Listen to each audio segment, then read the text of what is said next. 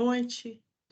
Isso, pode pôr o PowerPoint, enquanto também, né, me apresento, né, eu sou o Padre Jackson, eu sou do Instituto Nova Jerusalém, né, o nosso estudo tem como carisma a contemplação, o estudo, né, e a missão com a Palavra de Deus, né, inclusive nós fazemos um quarto voto, que é do estudo diário da Palavra de Deus, e nós temos casas espalhadas, né, aqui no Nordeste 4 e no Sudeste somente uma, em Belo Horizonte, que eu morei 8 anos.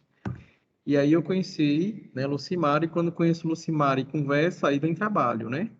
Aí nós trabalhamos juntos na Arquidiocese de Belo Horizonte na elaboração dos subsídios do mês da Bíblia, né, Leccionautas, né, que é o projeto de leitura orante, né, da Palavra de Deus, no portal da CNBB, né? A gente trabalha também juntos nessa parceria. E também, e agora com o Centro Loyola, né? No Centro Loyola também já trabalharam, né? Já entraram também, já fizeram cursos, ou melhor, ministraram cursos da irmã Rita, eu acho, a irmã Ila, não sei, mas Sim, Padre sim. Márcio, né? Padre Márcio foi o último. Acho que o Padre Márcio foi professor do Marcelo, que está aqui. Acho que do Tá. Raimundo não, mas do Marcelo acho que foi. Pronto. É tanto que Padre Márcio falou que né, deu uma indicação e deu tudo certo, né? E aí aqui é o nosso quarto curso, né? O primeiro curso eu fiquei tremido nas bases porque eu nunca tinha mexido com isso aqui, mas aí, graças a Deus, né, a turma correspondeu e aí, com a graça de Deus, a gente vai assumir essa caminhada, certo? Então, geralmente eu trago os slides, né? Assim, para apresentar e tudo mais. Nós pegamos muito a Bíblia. A gente também pode fazer perguntas falando, né? Aqui, a gente habilita o microfone e fala, ou então a gente pode também ter perguntas no chat, né? Então, o chat faz com que também você faça sua pergunta, eu acompanho, e aí a gente, no decorrer da apresentação, a gente vai respondendo as perguntas, e se a gente não conseguir responder, a gente responde no próximo encontro, né? Também gosto de passar atividades extras, né? No e-mail, a Lucimara distribui aí, às vezes é um vídeo que eu acho importante no YouTube, às vezes é uma atividade para responder em casa, né? O mais importante é a gente ter esse contato, né, com a palavra de Deus, certo? Então, o nome do curso, Atos dos Apóstolos, uma igreja em saída, né? A proposta foi sugerida pelo pessoal, né, da turma do Evangelho de Lucas, né? As parábolas de Jesus no Evangelho de Lucas. E aí, geralmente, no final dos cursos, eu peço sugestão do pessoal, olha, que curso a gente poderia ver no próximo encontro, né? Aliás, no próximo semestre. E aí, para dar continuidade a essa questão de Lucas e Atos, né, que eu vou já falar que realmente é uma obra em 2 volumes, então sugeriram, por que não dar continuidade à teologia lucana, apresentando Atos Apóstolos? E aí a gente sugeriu também, fazendo uma ponte, uma hermenêutica, com a questão da uma igreja em saída, porque como já foi falado aí, né, quando se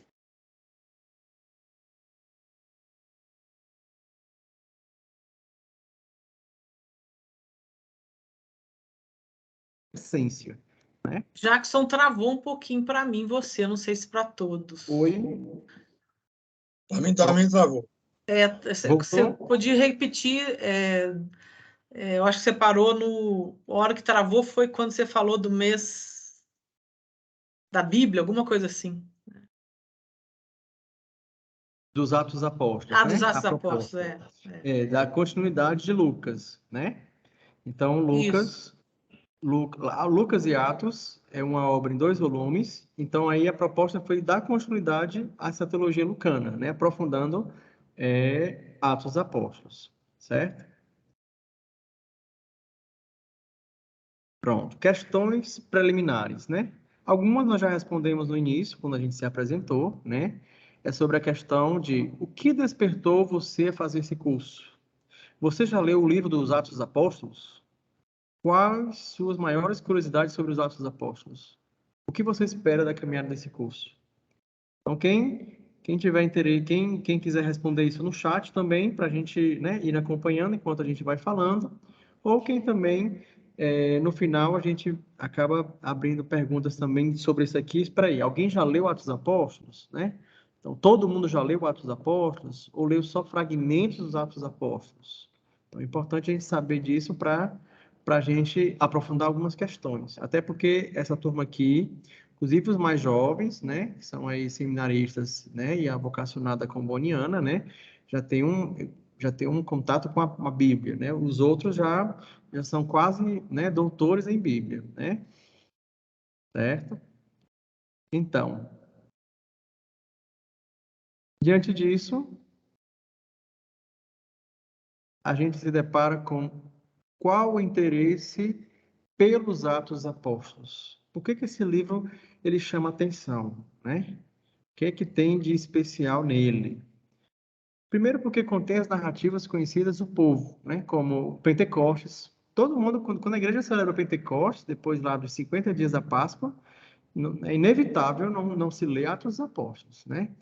E também a questão, no período pascal, se tem as narrativas dos Atos dos Apóstolos, né? O testemunho do Cristo ressuscitado e o Espírito Santo que faz os apóstolos irem em missão. Então, isso é muito, muito forte, né?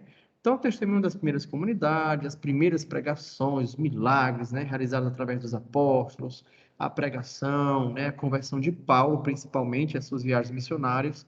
Então, esses temas aí, eles são conhecidos por nós, né, e pelo povo de um modo geral, né? Só que, além disso, né, o livro ele foi uma referência bíblica para o projeto Ser Igreja no Novo Milênio, lá de 2001, 2003, né? O que? Quase 20 anos, né? Então, o livro foi, inclusive, várias publicações em torno do Atos dos Apóstolos, né? Só que o que é base lá do Atos dos Apóstolos é que, inclusive, já acho que foi Marlene que falou, ele faz com que a gente releia a história das origens cristãs para compreender a nossa história atual. Nós somos igreja, então peraí, como é que a gente deve viver como igreja? A gente deve viver em comum, a gente deve partilhar o que nós temos, a gente tem que ter uma oração assídua, a gente tem que ser missionário, a gente tem que ser sensível à realidade do outro, a gente tem que estar aberto ao Espírito Santo, a gente tem que ser guiado pelo Espírito Santo, melhor dizendo. Então, todas essas características, o Atos dos Apóstolos, ele acaba dando pistas, né, para a gente ser igreja, né? Ou retomar a nossa essência de igreja. Depois, por que o nome Atos dos Apóstolos? Né? De onde veio essa palavra Atos dos Apóstolos? Por que, né? Por que isso, né? Então, no ambiente grego, narravam-se os atos heróicos dos personagens famosos, né, e venerados. Eram os atos de Alexandre Magno, atos de Aníbal, inclusive os atos de Pedro, atos de João, enfim.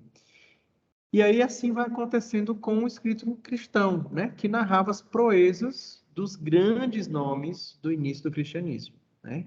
Então, se tem os atos de Alexandre Magno e sem os atos de Aníbal, por que não pode ter os atos de Pedro, os atos de Paulo, os atos dos apóstolos? Então, por isso que surgiu, né, essa questão dos atos dos apóstolos, ou seja, vamos narrar os grandes feitos dos apóstolos que vão engrandecer a mensagem cristã, o evangelho, e vão, assim como Alexandre Magno e Aníbal e outros, vão ser os nossos heróis, vão ser as nossas colunas, vão ser aquelas pessoas que a gente vai se espelhar para que a gente também seja igreja e seja tão cheio do Espírito Santo quanto eles, tão responsáveis, tão abertos a Deus como eles, né? E aí surgiu o nome Atos dos Apóstolos, né? Que é Praxis dos Apóstolos, né? Praxis Atos. Inclusive, né, a partir do século II, vão se difundindo coleções de episódios edificantes centradas nesses grandes personagens. Então, principalmente Pedro, né? E Paulo. Então, Pedro, primeiro, né, o que está à frente, né, dos apóstolos. Você vê que ao longo dos evangelhos, sempre Pedro é aquele que toma a palavra, é aquele que dá a vida pelo Senhor, é aquele atirado mesmo, né? E nega Jesus, mas tem uma experiência reconciliadora lá no final, na peça milagrosa, né? E acaba assumindo a missão de apacentar o rebanho do Senhor, né? Então, Pedro, assim, nossa, é o cara, né? Depois, Paulo é o grande missionário, né? Então, onde você vai, você vê a figura de Paulo e associa essa figura à missão. Claro que além desses atos dos apóstolos, esses atos de Pedro, atos de Paulo, nós temos os atos dos mártires, né? Então, os atos dos mártires também, claro, um livro apócrifo, que vai falar também, vai narrar as proezas desses mártires que derramaram sangue no início, né, da igreja. E aí o que acontece? Daí buscou-se informações desses escritos e dos atos apócrifos, né, para narrar as origens da igreja. E os exemplos a fim de animar a fé e a perseverança dos primeiros cristãos. Imagine que Atos dos Apóstolos, nós vamos ver já já, é escrito numa época que não está diretamente ligada ao Jesus histórico lá. Pronto, Jesus viveu e os apóstolos estão lá escrevendo, não é assim. Primeiro Jesus vive, morre, ressuscita, está junto de Deus, envia o Espírito Santo, os apóstolos pregam, anunciam, vivem, e aí com o passar do tempo vão morrendo, e aí vai se ter a necessidade de narrar o que aconteceu. Ou melhor, narrar as experiências que eles tiveram, porque a comunidade está desanimando. A comunidade está perdendo a esperança, porque ele prometeu que ia voltar e não voltou logo. A comunidade está perdendo a fé, porque muitos estão morrendo, estão martirizados. A comunidade ela vai se voltar para si e aí vai começar a não compartilhar, a não ter aquele ideal de partilha dos seus bens, do tudo em comum, porque cada um vai estar com medo e vai ter para si aquilo, né? Depois, a comunidade vai ficar desanimada, porque está perseguida. Então, é preciso narrar esses fatos, essas proezas, esses grandes milagres, a pregação, a ousadia, a parresia, palavra grega que significa ousadia, para que as pessoas se animem, para que a comunidade cristã ela não perca a esperança, mas ela continue fervorosa como antes, né? E assim vai surgindo os Atos dos Apóstolos, né? Até aqui, gente, alguma dúvida? Alguém quer fazer alguma pergunta? Está indo muito rápido? Falhou a internet? Tranquilo? Tá tranquilo, para mim tá tranquilo. Ok. Talvez se eu pudesse ir com mais calma, porque às vezes a gente fica meio atordoado. Ah, tá. Tá bom. Tá certo. Menos rápido um pouquinho, tá? Tá certo. Obrigada. Eu vou colocar 1.0 aqui. Eu tô com 1.5, né? Obrigada. Certo, ok. Ó, por isso que é importante o feedback, né? E a turma aqui eu não tem problema, né? Ela diz mesmo, viu? O pessoal aqui é bom. Vamos lá. Então, Lucas e Atos. Uma obra em 2 volumes. Então, praticamente todo mundo aqui sabe que Lucas e Atos constitui uma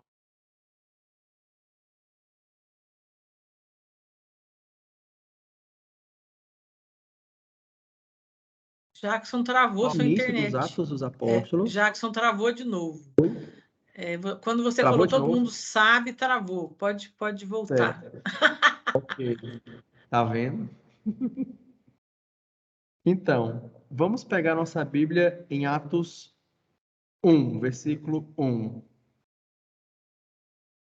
Porque aí todo mundo sabe que Lucas e Atos é um livro em 2 volumes, mas agora nós vamos comprovar ou melhor, atestar aqui na Escritura, porque aqui a gente fala e tem que olhar aqui, não, tá aqui, tá vendo, tá aqui na Bíblia dizendo. Então, o que que diz Atos 1, versículo 1?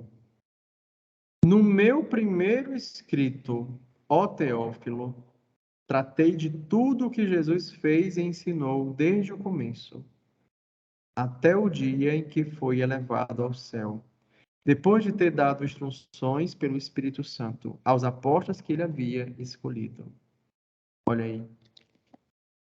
Então, no meu primeiro escrito. Então, peraí. Se tem um primeiro escrito e esse primeiro escrito ele apresenta o resumo do Evangelho, né? Porque, olha aí, é o quê? É o que Jesus fez e ensinou.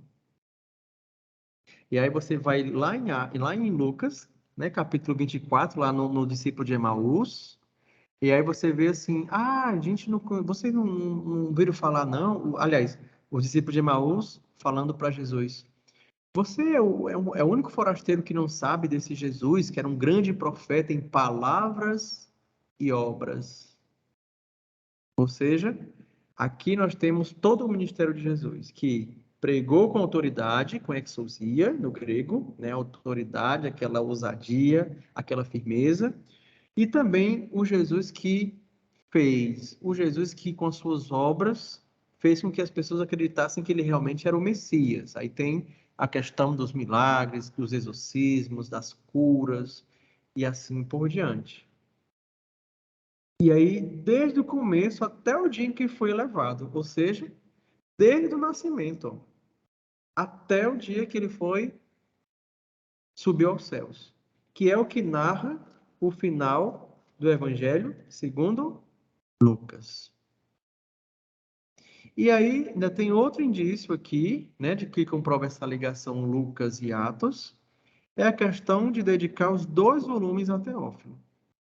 Então, o Teófilo aparece aqui em Lucas 1, aliás, em Atos 1, versículo 1, e também, se você for olhar lá no Evangelho, Lucas 1, versículo 1, também vai ter o seguinte: muitos já tentaram compor um relato coordenado dos fatos ocorridos entre nós, como nos transmitiram os que foram testemunhos oculares, desde o princípio e se tornaram ministros da palavra. Assim decidi também eu, caríssimo Teófilo, depois de ter cuidadosamente investigado tudo desde o começo, pô-lo por escrito para ti, em boa ordem, para que conheças a solidez dos ensinamentos que recebestes. Então, o Teófilo aparece aqui no começo e aparece no outro começo dos Atos. Isso é um primeiro indício. Todo mundo, assim, boa parte das pessoas, quando a gente, mas isso aqui, que interessante, né? Esse o Teófilo. Então, o pessoal que viu Lucas também percebeu essa repetição desse nome, Teófilo. Mas além desses indícios, ou melhor, além desse indício, dessa referência que Lucas faz em Atos, do primeiro volume dele, que falava sobre o ministério de Jesus, ainda vamos ter outros indícios que comprovam que Lucas e Atos é uma obra em 2 volumes, né? Deixa eu passar. Tá aqui, achei aqui o passado. Então, outra coisa que comprova que Lucas e Atos, né, é uma obra em 2 volumes, né, é que acontecem 2 versões da ascensão de Jesus ao céu. Então, não é uma mera repetição, mas narrativas com enfoques distintos. Então, vamos pegar aí Lucas 24, 50 a 53. Eu gostaria que algum de vocês pudessem ler aí para a gente, por favor. Quem gostaria de ler Lucas 24, 50 a 53?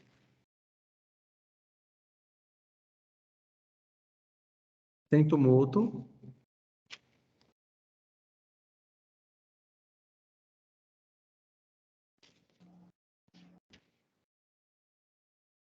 Eu posso ler, padre? Pronto, por favor. Vamos lá, Isabel. Então Jesus levou os discípulos para fora da cidade até Betânia. Aí ergueu as mãos e os abençoou.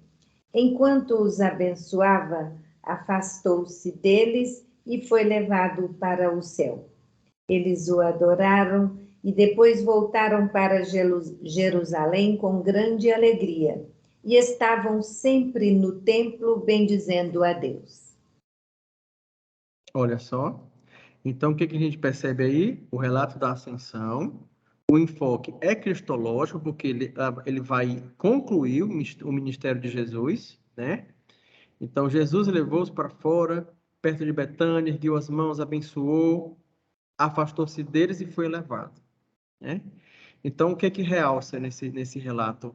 A ressurreição e a glorificação de Jesus ao lado do Pai, né? Ele foi levado ao céu e eles se prostraram e adorando, ou seja, eles reconheceram que Jesus é homem e Deus, adorando quer dizer reconhecer a sua divindade. Voltaram para Jerusalém com grande alegria, que é o tema que perpassa toda a obra lucana, a alegria. A alegria de ter experiência com o ressuscitado. E estavam sempre no templo bendizendo a Deus. Olha a figura do Pai aí, a figura de Deus Pai aí, né, aí nessa narrativa. Agora vamos, outra pessoa ler Atos 1, versículo de 6 a 11.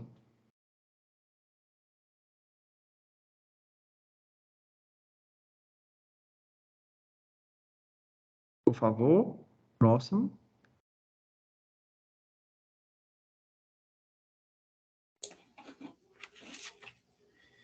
Vou fazer a leitura. Isso, Cleiton, por favor. Ora, aqueles que estavam com ele perguntavam-lhe: Senhor, é este o tempo em que restaurarás o reino para Israel? Jesus respondeu-lhes: Não vos compete saber os tempos ou momentos que o Pai reservou em sua autoridade, mas recebereis a força do Espírito Santo que virá sobre vós, e sereis minhas testemunhas em Jerusalém, em toda a Judéia e na Samaria, até os confins da terra. Depois de dizer isso, Jesus foi elevado à vista deles, e uma nuvem o ocultou aos seus olhos. Continuavam olhando para o céu enquanto Jesus subia. Apresentaram-se a eles, então, dois homens vestidos de branco, que lhes disseram: Homens da Galileia, por que ficais aqui parados, olhando para o céu? Esse Jesus que do meio de vós foi elevado ao céu, virá assim do mesmo modo como vistes partir para o céu. Ok, obrigado. Então, aí nessa narrativa também é sobre ascensão. Então, perceba que aí você tem o que é como se fosse uma continuação, né?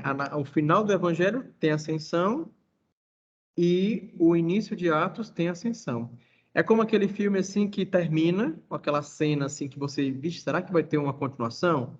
Aí você olha assim, aí tem um pós-crédito, né, no filme, aí você olha assim, vixe, vai ter a continuação. Aí quando você assiste o segundo filme, esse outro filme repete o comecinho do filme anterior.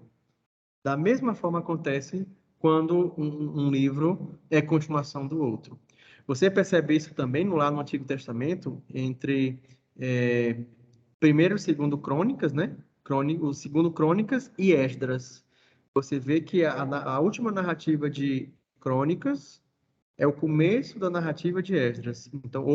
Então essa obra aí, ela tem uma continuação, né? É uma coleção aí que tem uma continuidade. Então, o enfoque aqui dos Atos dos Apóstolos já é eclesiológico. Perceba que aí você não tem a figura do pai aí, não tem. Aliás, só uma vez aparece, né, que os tempos e momentos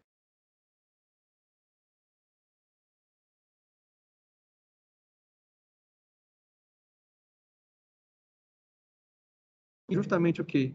É a comunidade cristã que Você testemunha travou essa de novo, subida. De novo? Você travou de novo. Só um pouquinho, mas Nossa, volta um pouquinho, só um pouquinho. tá certo. Será que é a ventania aqui, hein? Eu acho que quando o vento dá problema, hein? Então, em Atos dos Apóstolos, aqui você vê o enfoque eclesiológico, né? Então, você começa com a vida da comunidade cristã, né? Que testemunha Jesus.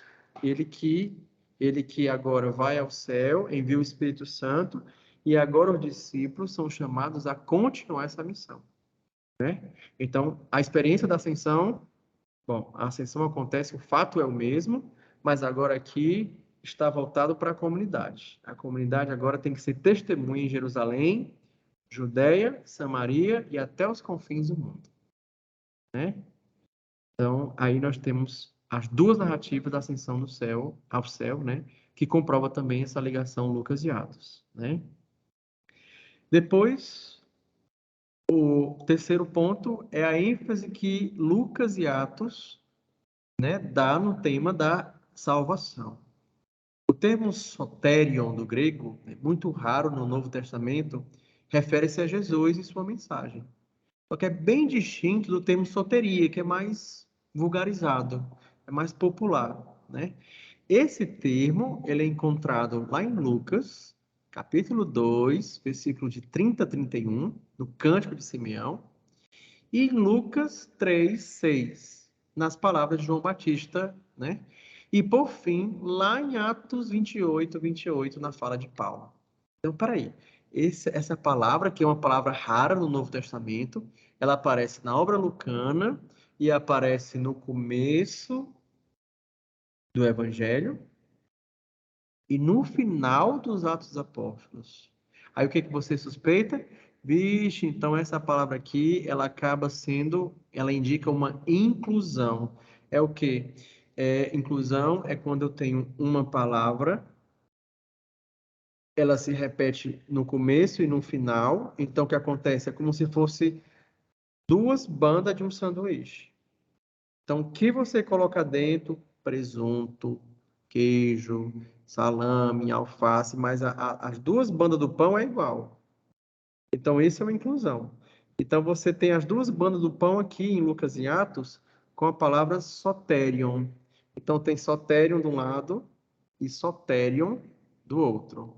Então, isso comprova também que Lucas e Atos é uma obra em 2 volumes e que esse termo acaba sendo uma inclusão, né? E outros elementos literários, né? Por exemplo, Jesus recomenda os apóstolos que permaneçam em Jerusalém, esperando a promessa do Pai. Isso tanto em Lucas 24, como em Atos, né? Versículo 4, 6 e 8. Jerusalém é uma palavra, né? E é um local muito importante para Lucas. Perceba que ao longo do Evangelho e também em Atos dos Apóstolos, você vai, na verdade, é a obra, e aí se a gente pega o conjunto Lucas e Atos, é a obra que mais cita a palavra Jerusalém. Mais do que qualquer outro evangelho, né? Então, Lucas e Atos, o conjunto, cita mais Jerusalém do que todas as outras obras. E também a questão da promessa do Pai. Promessa do Pai é também uma expressão que acaba aqui aparecendo lá em Lucas e também em Atos. E, por fim, a questão das testemunhas, né? Testemunhas implica a questão, né? E aí acaba invocando, melhor dizendo, ligando ao tema da missão universal da igreja, né? Aos confins do mundo. Então, nós somos chamados a ser testemunhas. Testemunha de quem? Testemunha de que Cristo ressuscitou e enviou o seu Espírito, e aí nos anima para ir adiante.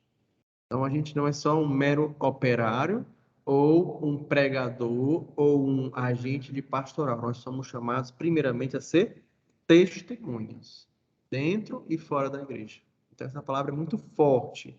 Então, se a gente está buscando nossa essência de ser igreja, então, uma das palavras que trazem isso com mais, né, veemência para nós é a palavra testemunha, né? Somos testemunhas? Até que ponto nós estamos sendo testemunhas? E aí nós comprovamos essa ligação Lucas e Atos como uma obra em 2 volumes, né? Aí vem outra pergunta. Não sei se vocês fariam essa pergunta, mas aqui a gente faz. O autor já tinha em mente Atos quando escreveu o seu primeiro livro? Será que Lucas assim, não, eu vou escrever só o Evangelho, então pronto. Aí depois, com muito tempo depois, ele assim, eu acho que eu vou escrever um outro volume que deu sucesso aqui, o Evangelho, então eu vou escrever outro volume para ganhar mais dinheiro, né? Não, não foi assim. Então, o que acontece?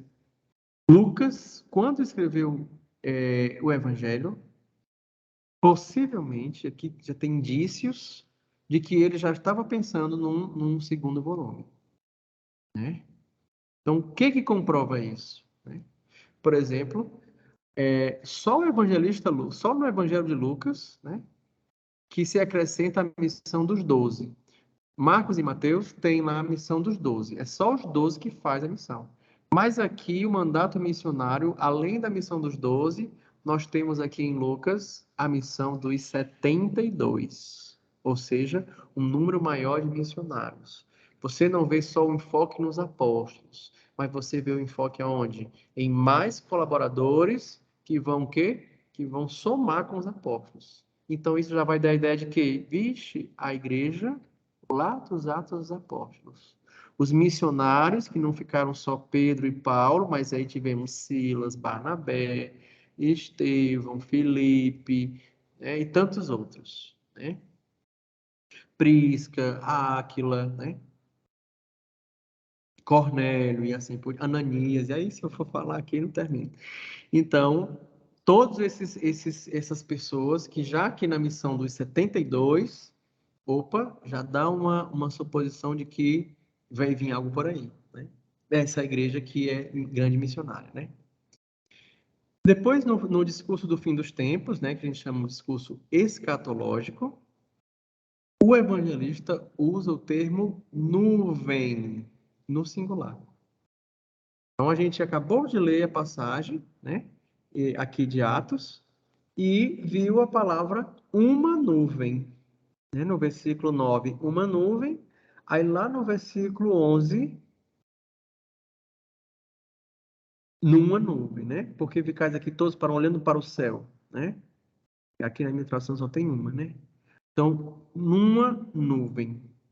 Ou seja, está no singular. Marcos e Mateus trazem pelas nuvens, ou sobre as nuvens. O Filho do Homem virá sobre as nuvens. Então, o que acontece? A palavra nuvem, que está no plural, Mateus e Marcos, aponta para esse Jesus que vai vir como Filho do Homem, que acaba aqui lembrando o ser escatológico lá de Daniel 7:13. Aqui, o termo nuvem no singular, né, faz um vínculo com Atos dos Apóstolos, né? A nuvem dá a ideia de um céu, de que ele está agora no outro patamar, e aí no outro patamar ele vai levar todos os filhos de Deus para esse novo patamar, né? O que mais? Até aqui, dúvidas? Tranquilo? Ó, eu não entendi muito bem esse negócio da nuvem, não. Pronto. Marlene ou Isabel? Marlene? Marlene. Pronto. Marlene, o Mateus e Marcos vai falar nuvens. E aí, a palavra nuvens no plural evoca o Filho do Homem que vem sobre as nuvens. Lucas vai apontar Jesus como subindo, né? Então, uma nuvem ocultou seus olhos. Então, uma coisa é as nuvens, lá do ser escatológico de Daniel 7:13, que Mateus e Marcos seguem de perto. Lucas se distanciou dessa figura. Por quê?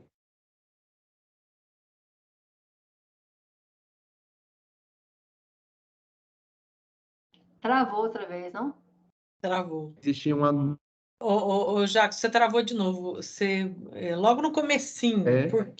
o primeiro porquê. Tá certo. Hoje tá, hein? Meu Deus, só para fazer vergonha, né? Os novos, né? Meu Deus, misericórdia, né? Mas isso não Então. depende de você. Oi, Marlene? Não, esse problema da internet não depende de você, coitado, né? É verdade. Então, vamos lá. A primeira prova ali, tudo bem. Então, no mandato missionário. Agora, a nuvem, eu não estou vendo por que tinha em mente os Atos quando ele usa isso. Ah, mas sabe por quê? Porque é o seguinte, quando... Ah, gostei, agora eu entendi a sua pergunta. Sim. Então, por quê? Nuvem, ele já utiliza isso em Lucas 21:27. Então, o que está acontecendo lá em Lucas 21? Vou pegar rapidinho. Lucas 21:27. 21:27. então verão o Filho do Homem vindo numa nuvem, com grande poder e glória. Uma nuvem. Então, aqui, esse termo, uma nuvem, ele vai ser utilizado lá em Atos dos Apóstolos. Uma nuvem. Você está entendendo? Então, essa mesma expressão, uma nuvem, você tem em 2 livros diferentes. Porque o que se esperava de Lucas aqui? Que ele colocasse, então, verão o Filho do Homem vindo sobre as nuvens. Certo? Por quê? Porque essa narrativa você encontra em Mateus e em Marcos. Então, por que Lucas não colocou sobre as nuvens, como os outros evangelistas colocaram? Ele colocou numa nuvem. Opa! Então, numa nuvem ele repetiu aqui, e lá em Atos, uma nuvem aparece, porque ele vai ser assunto ao céu, então aparece numa nuvem de novo. Uma nuvem de novo. Claro que nuvem, né? Nuvem evoca a presença do Senhor no deserto, né? A nuvem, uma nuvem, ou a nuvem acompanhava os filhos de Deus pelo deserto, né? Então, de noite era o fogo e durante o dia era a nuvem. Então, evoca também essa figura, né? Mas o mais importante aqui é que não é o próprio significado da nuvem, mas é perceber que Lucas usa o termo tanto aqui em Lucas 21, no Evangelho, que trocou a expressão, como também em Atos dos Apóstolos. Então, então aí tem uma ligação entre um e outro. Certo? Os outros entenderam, ficou nebuloso, o que dizem, todo mundo está acordado, tem isso é importante também saber, viu?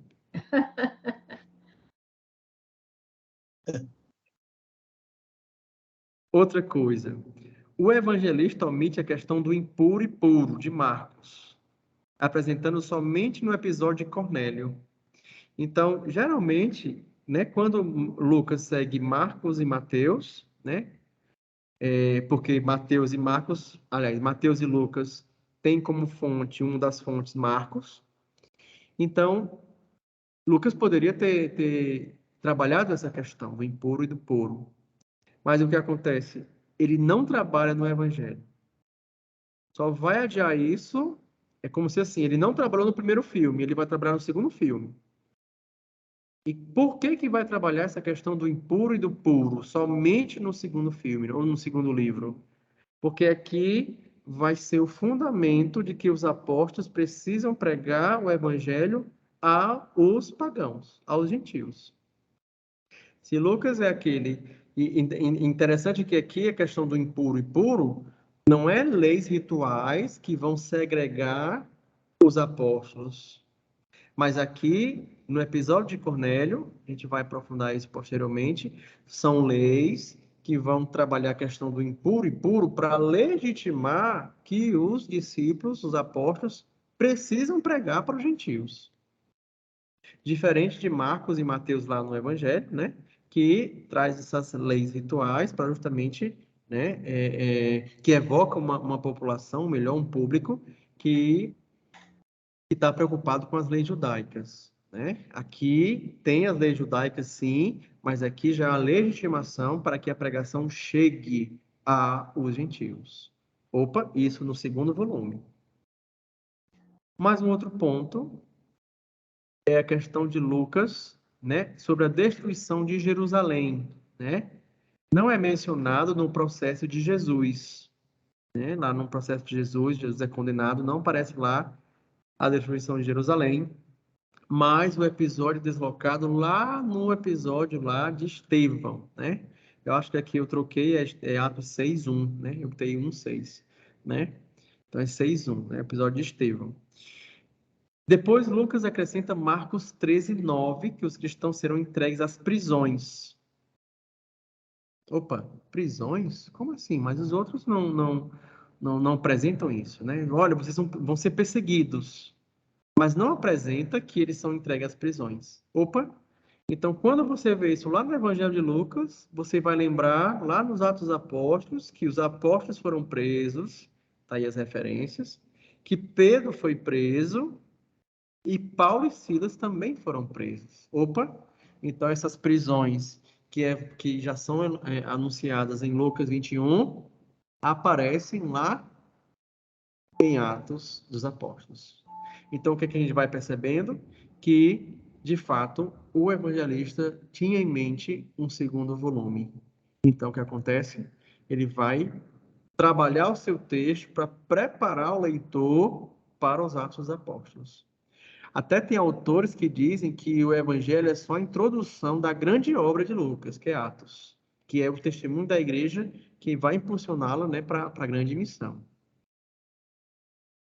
Dúvidas? É isso aí? Todo mundo dormindo ou acordado? Alguém no chat? Alguma novidade? Está tranquilo? Ou não, esse eu já sabia. Alguém tem alguma novidade também para acrescentar aqui? Enquanto eu vou passando para outro slide. Opa! Tranquilo? Vamos lá. As fontes dos Atos dos Apóstolos. Todo livro da Bíblia tem fonte. Eu vou fazer uma pesquisa, sei lá, vou falar sobre a história da cidade de Fortaleza. Então, eu vou ter que ir na biblioteca, eu vou atrás de foto, eu vou atrás de pesquisa, documentário, museu, para que eu reúna essas fontes e escreva um livro chamado A História de Fortaleza, onde eu vivo agora, né? Onde eu nasci também. Então, todo livro da Bíblia também, ele tem fontes, né? Por exemplo, o Evangelho de Lucas tem uma fonte própria, tem uma fonte comum a Mateus e a ele, né? Que a gente chama fonte quel, fonte que, e Marcos como fonte, né? De Lucas, por exemplo, o Evangelho. Mas os Atos dos Apóstolos, como já vai narrar posteriormente, né? A continuidade da igreja, o evangelista Lucas, ele vai ter outra fonte, outras fontes. E quais são essas fontes? Primeiro, nós vamos percebendo isso quando se vai lendo a fundo o texto, e aí você vai percebendo no texto assim, vixe, isso aqui tem alguma coisa que remete a isso aqui.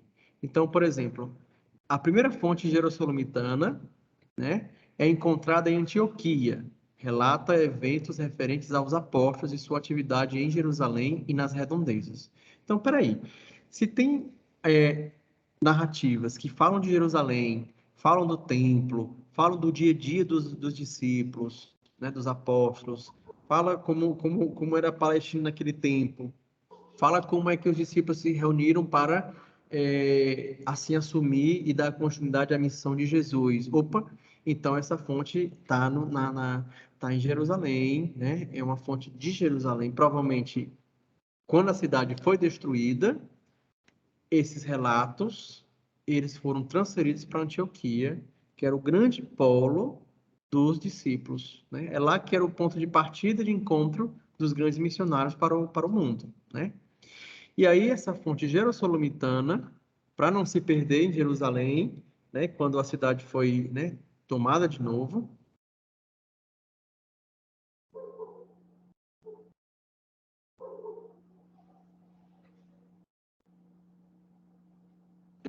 depois tem uma fonte antioquena, Travou de que é novo. própria lá de Antioquia, que se Antes refere da fonte, Travou de novo? antioquena, qual é a fonte que você falou?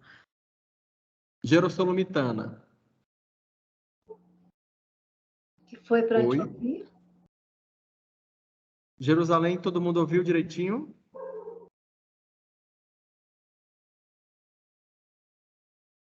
Agora estão me ouvindo bem? Sim. Ótimo. Agora sim. Travou Pronto. só um pouquinho.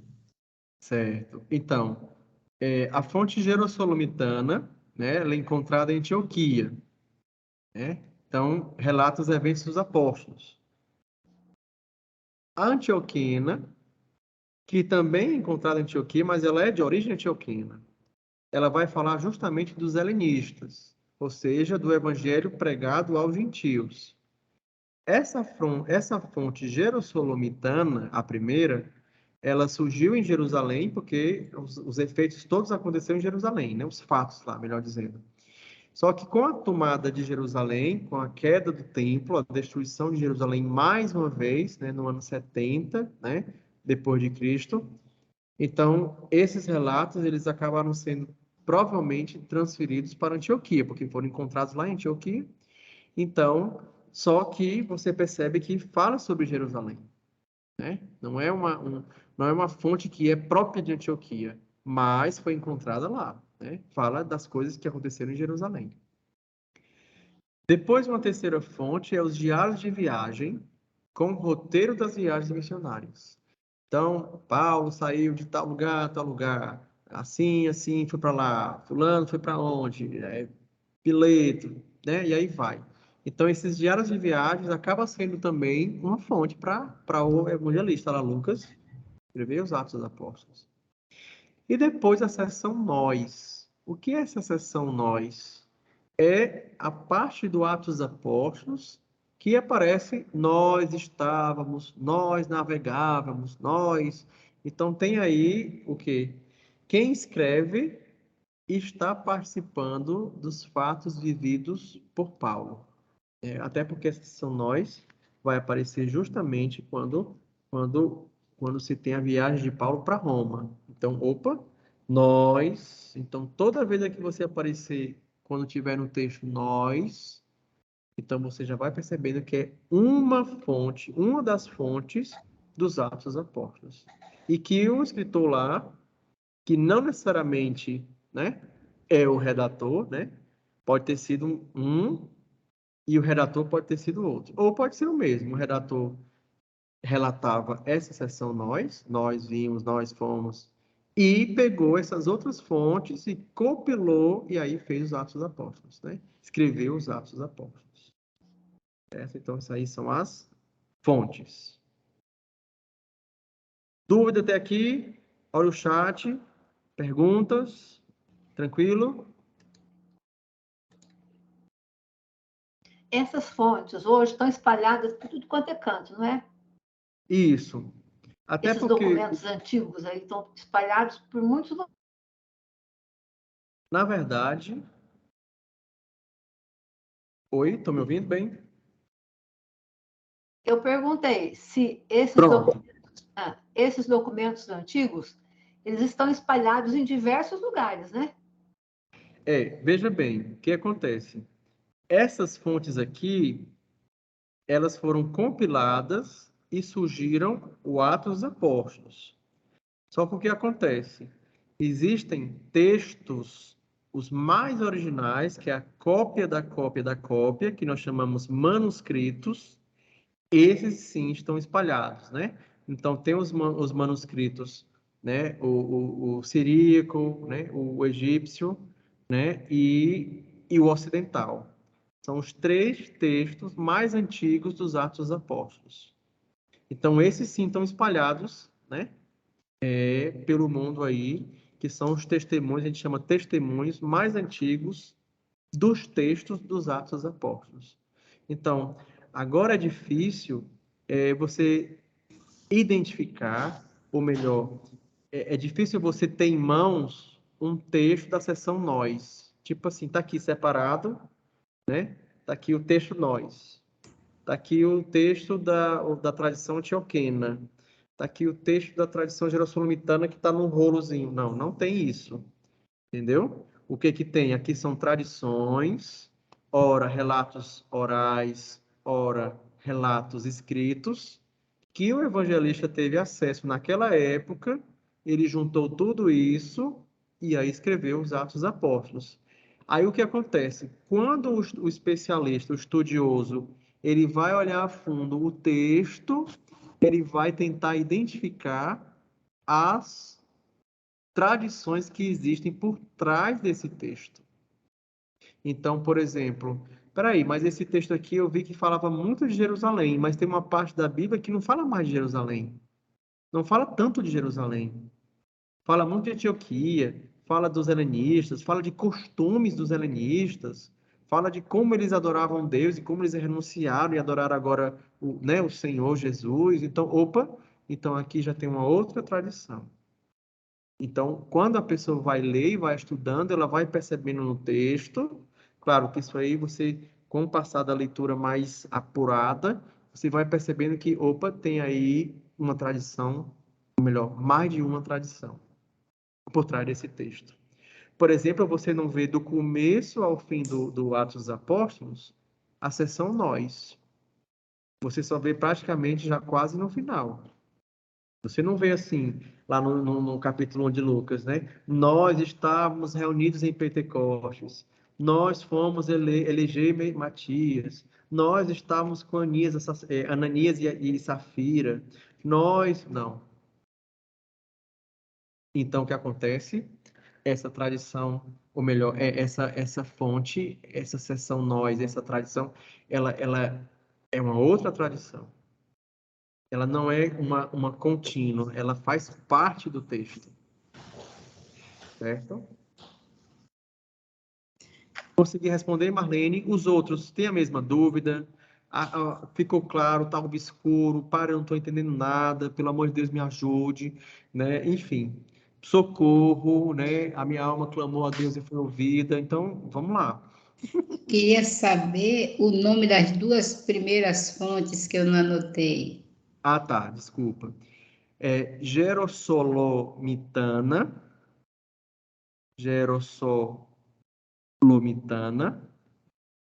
Sim? e a outra é Antioquena, Obrigada. certo? Agora eu Ótimo. gostaria de saber, tem alguma contribuição positiva dos helenistas para os Atos dos Apóstolos? Uma excelente pergunta, viu? Obrigado, viu? Quem tiver mais pergunta, por favor, viu? Vamos lá. E aí a gente vai começando a aquecer o curso, viu? Vamos lá. Então, demais. Qual foi a contribuição dos helenistas para a fé cristã, não é isso? Para o Atos dos Apóstolos. Isso. Uhum. Então, primeiro, expansão do evangelho. Os helenistas, por ter mais acesso, viajam mais, têm atividades comerciais bem mais movimentadas. Então, o que é que vai acontecer? A expansão do evangelho. Por exemplo, se o evangelho não chegasse aos helenistas, que depois foram aos latinos, que depois foram aos povos germânicos, aos povos neolatinos, até chegar aqui, nós dificilmente não seríamos cristãos. Uhum. Nós teríamos que ter contato lá com Jerusalém para ser cristão. Então, com o helenismo, né, e aí a figura de Paulo, Silas, Barnabé, né, e outros, expandiu o cristianismo, né? Então, foi uma contribuição muito boa, né, excelente para que chegasse o evangelho aos confins do mundo, como é a proposta dos Atos dos Apóstolos aqui no início, né? Eu quero que o evangelho chegue até os confins da terra. E chegou como? Pelos helenistas. Ok. Mais alguém, por favor, aquecendo aí? Vamos lá. Também a inculturação do próprio evangelho. Perfeito. Porque eram povos tão diferentes, né? Até a própria língua, né? Aquela primeira tradução que foi feita para o grego, né? Isso, a 70.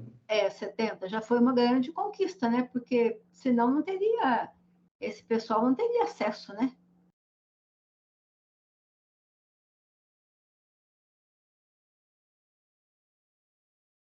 Travou outra vez.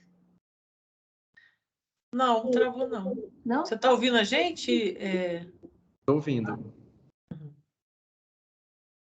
A Marlene te fez uma pergunta, acho que você não ouviu. Por favor, Marlene. Não, eu perguntei assim, né? Então, além da expansão, a enculturação do evangelho. Isso. Porque até a própria tradução dos 70 lá foi um jeito de enculturar também, né? Fazer com que as pessoas pudessem ter acesso à palavra, que já não tinham mais acesso ao aramaico, ao hebraico, assim por diante, né?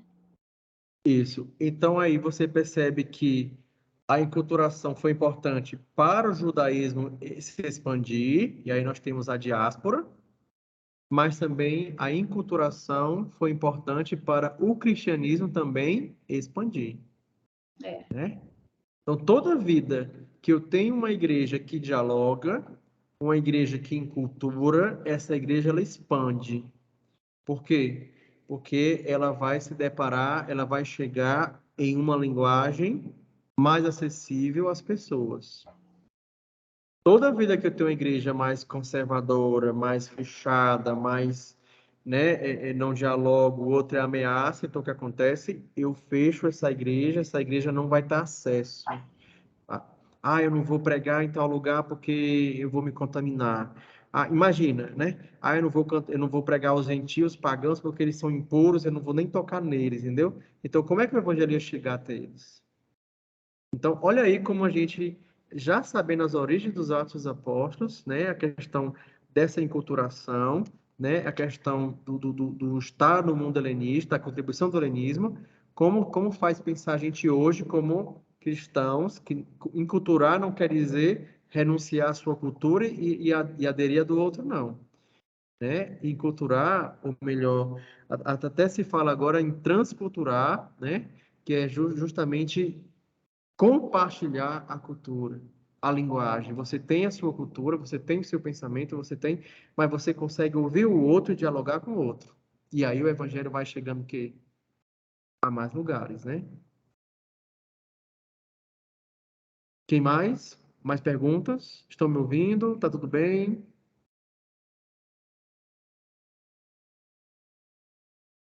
Próximo slide. No chat, mais alguém no chat? Não, ninguém no chat também. Então, língua e estilo do Atos dos Apóstolos.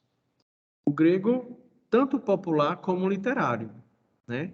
Então, qual é a parte do grego do Atos dos Apóstolos que é mais literário? É Atos 17, 16, 34, quando Paulo prega lá com os epicureus, né? Então, já vai falar com o mundo grego, vai falar com gente culta, então o grego lá tem que ser um grego mais rebuscado.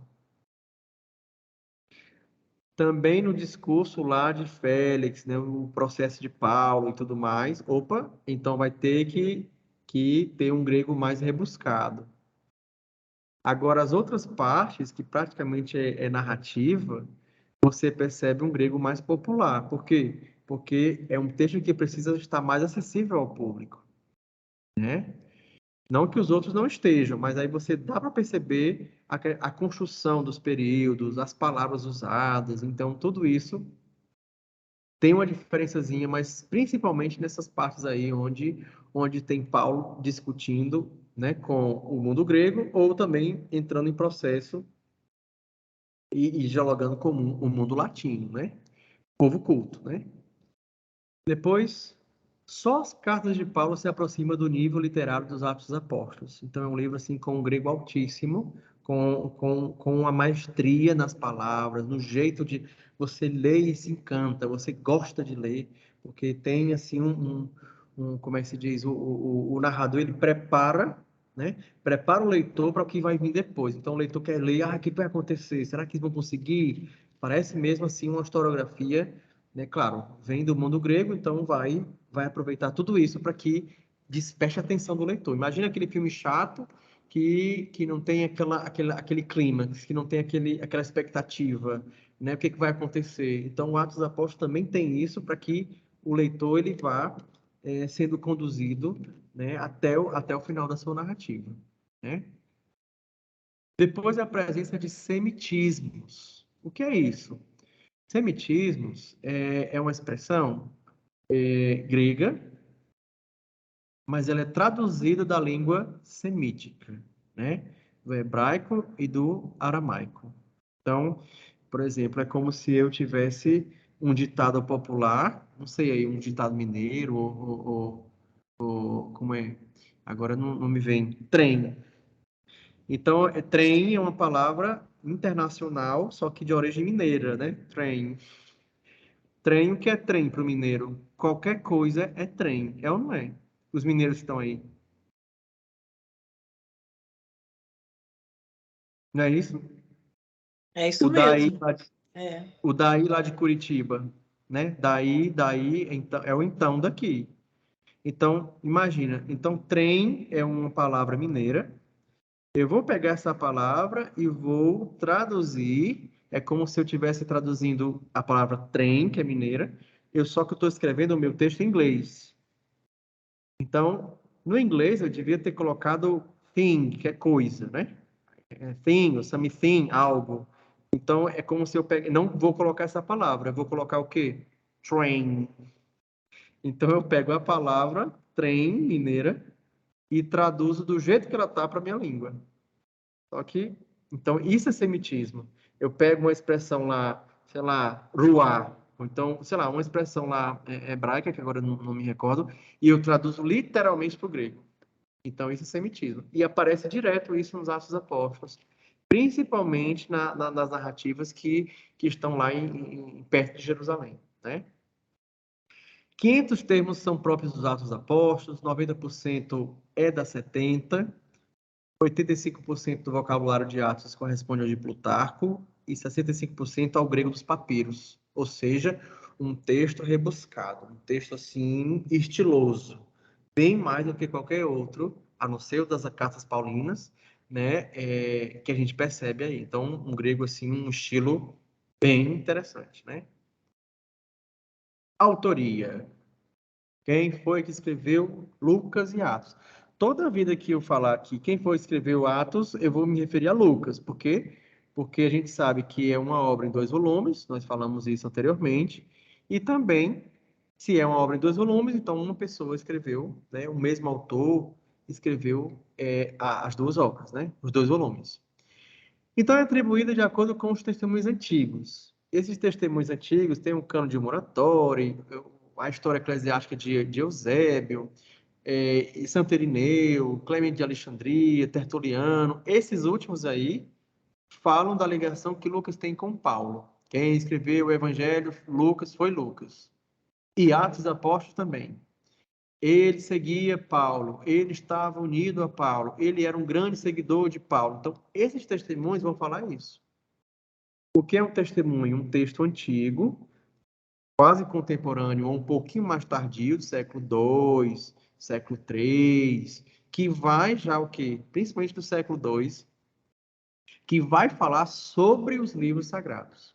Então esse pessoal aí vai escrever, vai comentar sobre a Bíblia, porque eles vão refutar as heresias, então eles vão escrever, e aí escrevendo eles vão já falar sobre quem escreveu o Evangelho e quem escreveu Atos dos Apóstolos. Então a grande maioria, Lucas foi quem escreveu a obra Lucas e Atos. E aí a tradição concorda que Lucas não foi uma das testemunhas oculares dos acontecimentos do Evangelho. Isso a gente percebe lá em Lucas 1, né? Ele vai recolher testemunhos de quem? Daqueles que nos transmitiram e foram testemunhas oculares desde o princípio. Ou seja, se ele recolhe o testemunho desse pessoal, então ele não foi uma pessoa que conviveu com o Jesus histórico lá, junto com os discípulos. Ele só vai conhecer os discípulos bem depois, ou melhor, Jesus, a história de Jesus, o Evangelho, né? Pedro, Paulo, bem depois, né? Então, ele não é um testemunho ocular. Também não foi palestinense, porque ele vai falar de Antioquia, de costumes gregos, então ele não vai se atentar muito à Palestina. Foi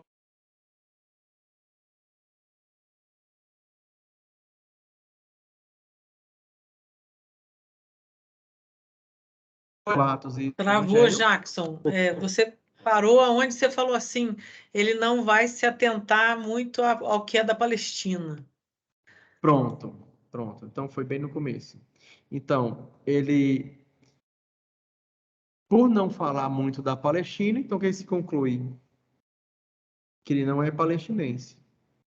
Se ele, olha, imagina, onde eu vou, eu falo do Ceará. Ah, eu gosto de baião de dois, eu gosto de cuscuz, eu como tapioca. Ah, lá a gente faz palhaçada, a gente tem humor. Então, opa, poxa, essa pessoa aí só pode ser lá do Ceará ou de Fortaleza, porque onde ele vai, ele fala dessa cidade.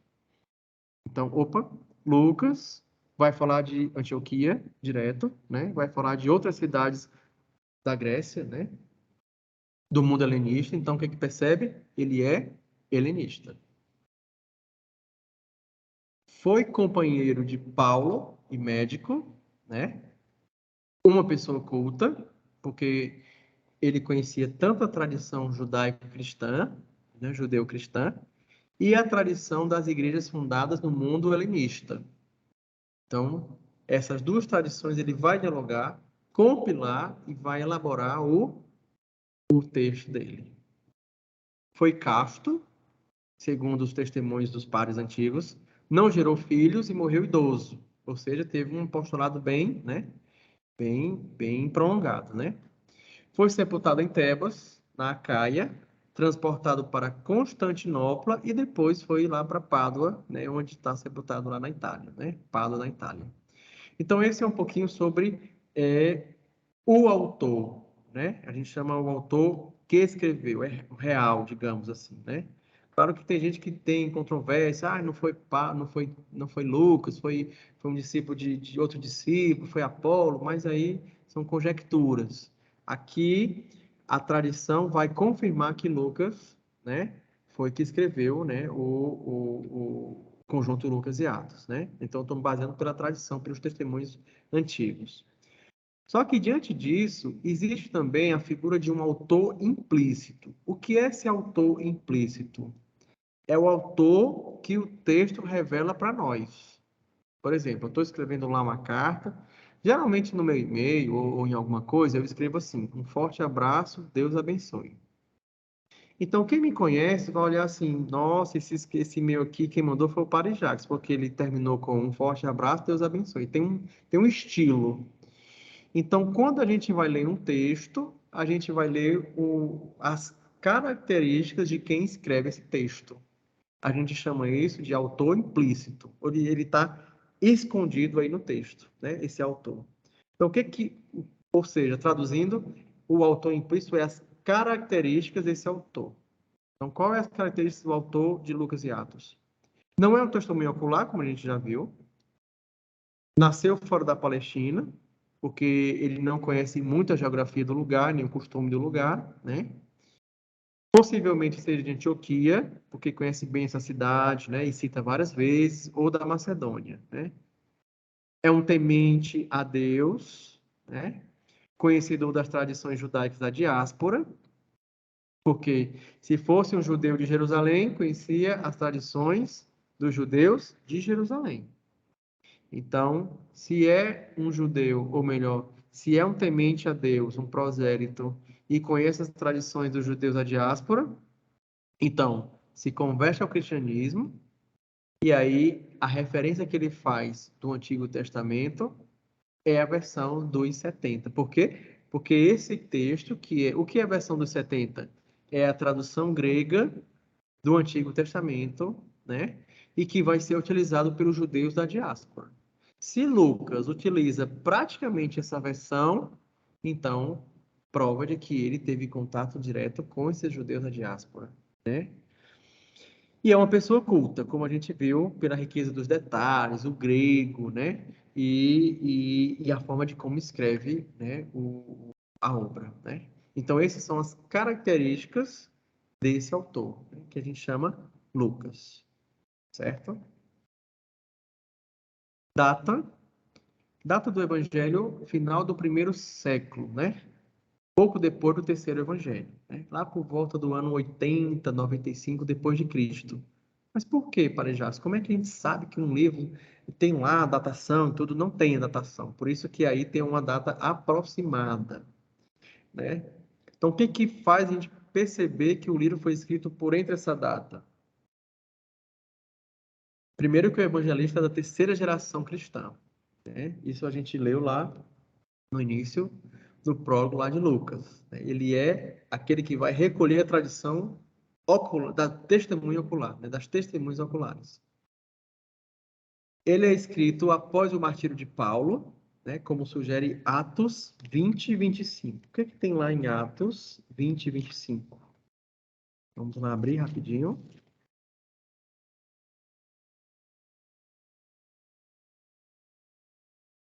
Atos 20 e 25. Agora, porém, tenho a certeza de que não vereis mais o meu rosto, vós todos entre os quais passei proclamando o reino. Aí lá no versículo 38. Estavam muito tristes, principalmente porque havia dito que eles nunca mais veriam seu rosto, e foram com ele até o navio. Ou seja, essa narrativa aí, o que que vai perceber? Que quando é narrado, provavelmente Paulo já tinha morrido. Por quê? Porque aqui já está dizendo assim, olha, imagina, provavelmente vocês não vão ver mais o rosto de fulano. Vixe, então, ou fulano já morreu, ou está perto de morrer. Então, aqui é um indício de que esse escrito jamais poderia ser escrito antes do martírio de Paulo. Por quê? Porque aí o texto seria outro. Olha, vocês vão me ver daqui a 2 anos que eu vou estar em cidade tal. Não tem escrito isso aqui. Tem escrito, é como se fosse já um desfecho. Então, se é um desfecho, já está na iminência da morte de Paulo. A escrita do livro provavelmente aconteceu lá no começo das heresias, né? Como aponta lá Atos 20, 29. Então, o que é uma heresia? É um conhecimento ou uma doutrina que é contrária, né, àquilo que comumente está sendo pregado entre a comunidade de fé, entendeu? Então, por exemplo, uma heresia, dizer que Jesus é só humano. Ele não é divino, ele é só humano. Isso é uma heresia. Dizer que Nossa Senhora, ela não teve Jesus, ela teve só a aparência de Jesus. Mas no fundo, Jesus nasceu dela, outra heresia. E assim vai, né? Então, são vários argumentos aqui, ou melhor, várias ideias contrárias àquilo que a comunidade de fé acredita, né? E outra é a questão de que, posteriormente à queda de Jerusalém, né, e antes da grande perseguição de Domiciano. Por quê? Porque em Atos dos Apóstolos você vai perceber que tem perseguições, mas não é algo assim como o Apocalipse, que vai ter uma outra linguagem que é narrado num tempo de perseguição muito ferrenha, onde vai se utilizar uma linguagem simbólica e tudo, né? Cena dos próximos cursos, viu? Não perca. Mas Atos dos Apóstolos, você vê uma narrativa que tem perseguição, sim, mas não é aquela coisa mais sangrenta. Você vê que os discípulos se reúnem, o Paulo consegue fazer a missão dele com tranquilidade, os apóstolos também conseguem, né, se locomover de um lado para o outro, o evangelho cresce, a palavra de Deus se expande. Então não tem assim esse clima de perseguição tão ferrenha como nessa época de Domiciano. Então o que acontece? Então, aqui é a data limite que Atos dos Apóstolos foi escrito. Não pode ter sido escrito depois, porque já iria ser utilizada uma outra linguagem, né? Esses são os indícios que os estudiosos, ao perceberem isso, vão tomando nota e vão trabalhar com probabilidade. Isso aqui não é certeza 100%, mas é um indício. É que provavelmente, é quase certeza, mas não é certeza. Até porque isso também não vai mudar nossa fé e nossa crença e nossa experiência de fé com Atos dos Apóstolos, né? Mas é só questão de curiosidade, né, e profundidade, certo? Local de composição. Antes do local de composição, dúvidas, perguntas, colaborações. Alguém tem uma novidade para dizer para a gente? Vamos lá. Todos acordam, todos dormindo? Não, né? Ou todos acordados? Sim, né?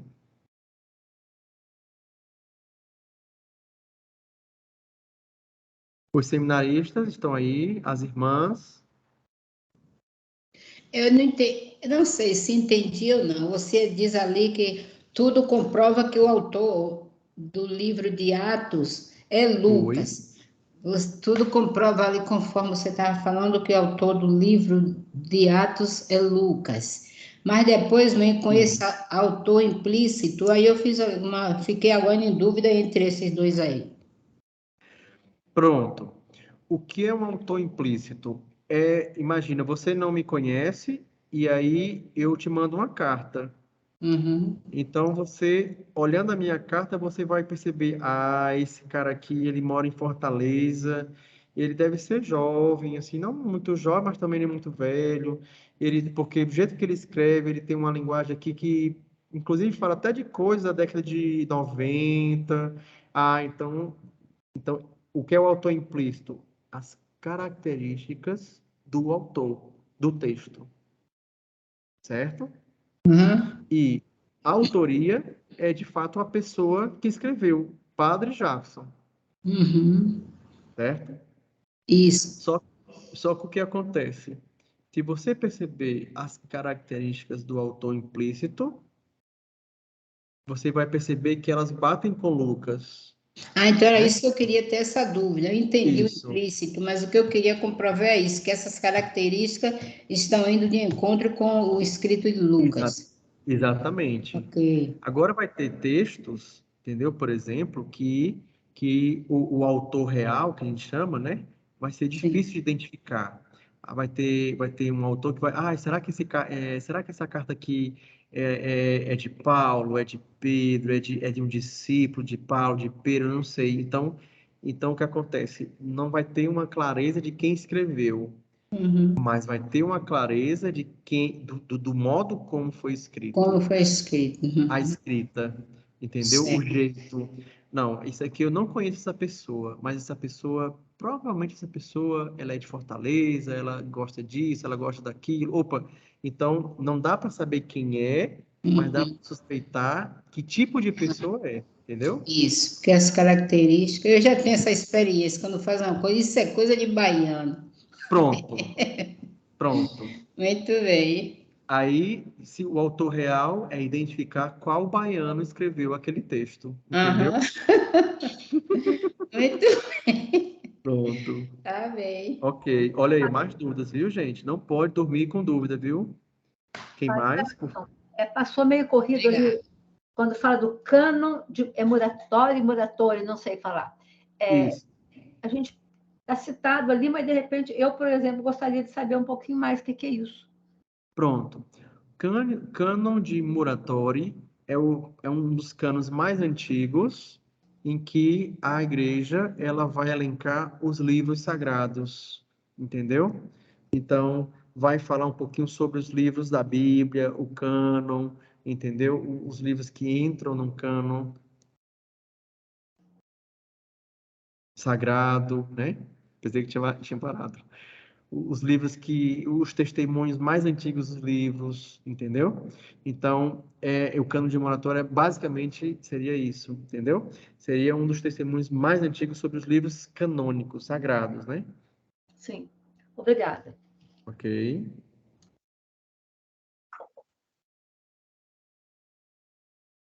Mais alguém? Cadê os seminaristas? Estão dormindo? Estão acordados? Como é? Cadê o Matheus, o Cleidson e qual é o outro? E o Juan? O Rian. Rian. E aí, fala um pouquinho pra gente, compartilha aí o que tá claro, tá nebuloso, é muita coisa, misericórdia, me ajude, como é? Fala aí pra gente um pouquinho. O caminho tá bem tranquilo, tá bem explicado, colocado, é um caminho bacana. Certo. Tranquilo, padre, tranquilo. Estou aqui fazendo as anotações. Certo. Acho uma informação interessante, complemento aqui, anoto. Sim. Fazendo os ganchos, mas tá legal. Aí o Matheus, ele vai para um canto para outro, né? Ele fica assim, hora de participar. O computador dele mais trava do que funciona. Sim, então é melhor vir para cá. Tá igual o meu, né? Pois Mas acompanha aí. acompanhar certinho. Alguma dúvida, tranquilo, né? Por Os enquanto, demais tranquilo. aí. O Raimundo tá aí, Raimundo. Obrigado, viu, gente? Pelo feedback. As irmãs. Então vamos lá. Também, meu padre, também acho que está bem didático, assim, bem organizado, dá para a gente acompanhando. Dá para a gente ir acompanhando passo a passo, porque está bem didático, bem organizado, Ótimo. bem claro. Algumas coisas dentro do texto, né? Eu tenho algumas dúvidas, mas estou anotando aqui para a gente conversar depois. São dúvidas não tão essenciais para essa exposição, né? Como, por exemplo, o Evangelho de Lucas foi escrito antes da destruição do templo, foi escrito junto com os Atos após depois, coisas assim, curiosidades.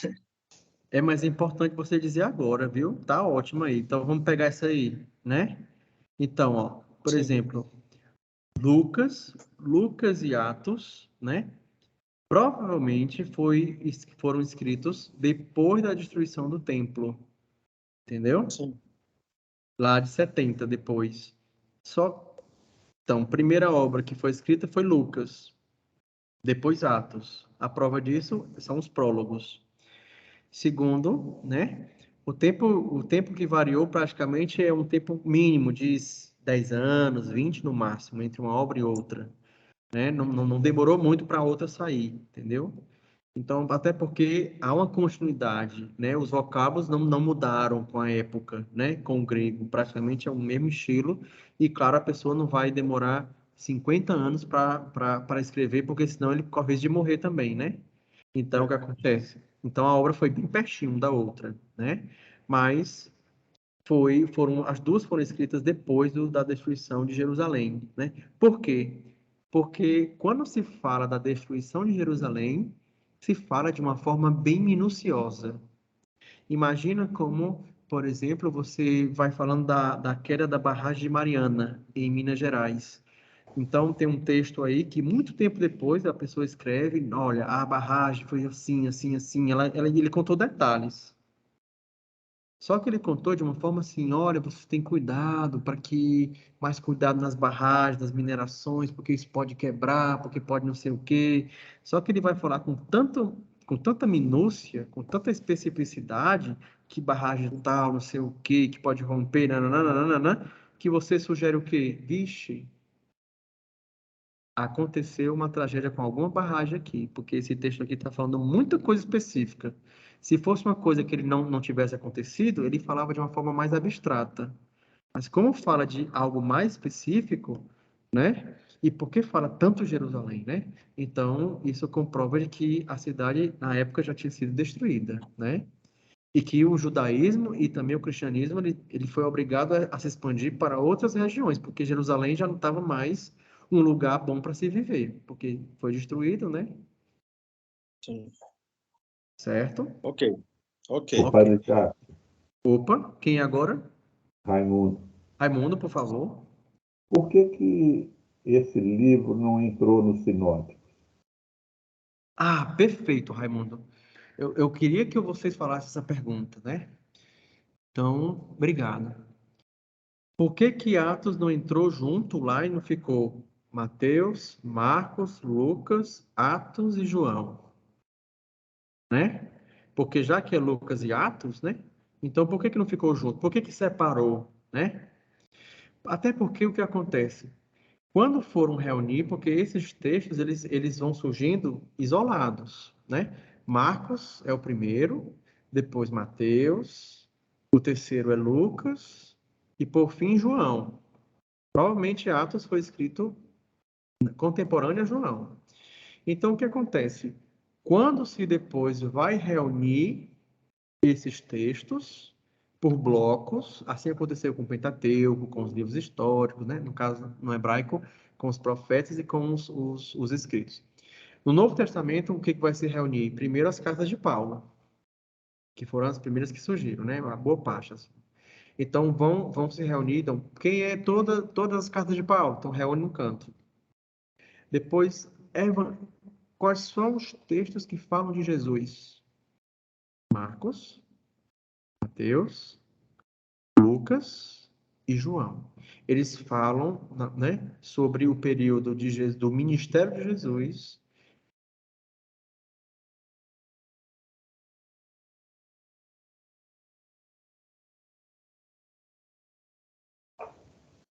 Parou, voltou. Não, Parou em Jesus, Jackson. Jesus, pronto.